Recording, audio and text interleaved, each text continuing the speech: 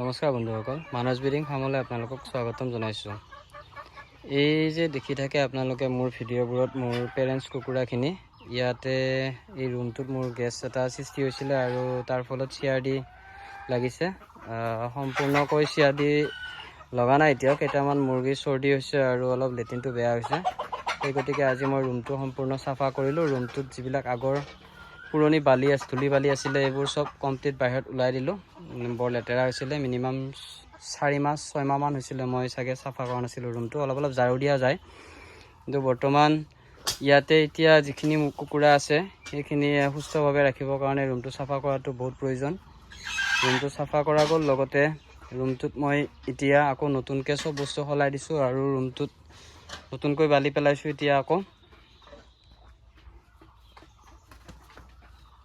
আৰু লাইভ আপোনালোকক দেখাই আছোঁ। বৰ্তমানো মুৰ্গীয়ে কণী পাৰিব বহি আছে, ইয়াতে কণী আছে। এয়া মুৰ্গীটো গুচি গ'ল, ইয়াতেও কণী পাৰি আছে, ইয়াতেও আছে কণী পাৰি।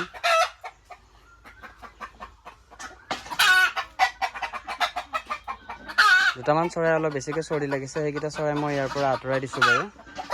আপোনালোকৰ ফাৰ্মত যদি এনেকৈ কুকুৰা পালন কৰি থকা অৱস্থাত যদি চৰাইকেইটাৰ নাকৰ মাত ওলাই থাকে, তেতিয়া গম পাব যে ফাৰ্মত CRD আৰম্ভ হৈছে।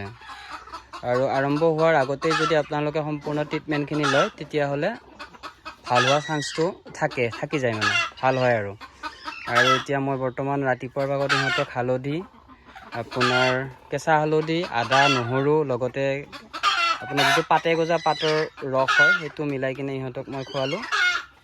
এতিয়া বৰ্তমান মুৰ্গীখিনি সুস্থ হৈ আছে বাৰু। এটা দুটা অকণমান প্ৰব্লেম দি আছে, চাওঁ দেখা যাক, ট্ৰাই কৰি চোৱা যাক, কাৰণ মুৰ্গীখিনি মোৰ সম্পূৰ্ণ কণীত আছে। ইয়াতে 53টামান মোৰ এতিয়া মাইকী কুকুৰা আছে।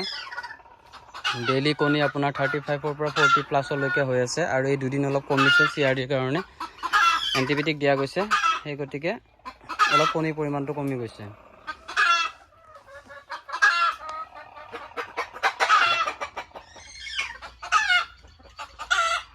আশা কৰোঁ আপোনালোকে মোৰ এই চেনেলৰ ভিডিঅ'বোৰ চাই আছে আৰু আহি থকা দিনত মোৰ পৰা নতুন ভিডিঅ' কিছু পাব।